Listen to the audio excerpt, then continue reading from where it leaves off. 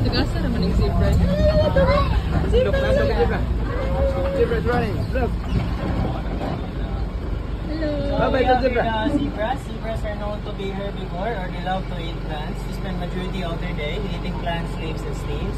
Fun fact about zebras, they have a unique like fingerprint with no two animals having the same pattern.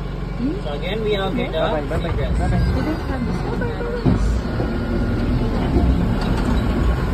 Sila sila fingerprint ng di sa drive pattern. Akan ang ilang mga friends nila. Oo. Mailhan yun eh. Normally, so sila memories. Hello, what is that? What is that? So go. So on your right side, we have here the blessed buck, the one with the white markings on their face. Blessed buck came from the Dutch term called blaze, referring to their white forehead, primarily active during the day and abundant in South Africa. At the back, we have there the impala. Impala known as the incredible runners and jumpers of savannah. They can run about 90 kilometers per hour and can jump as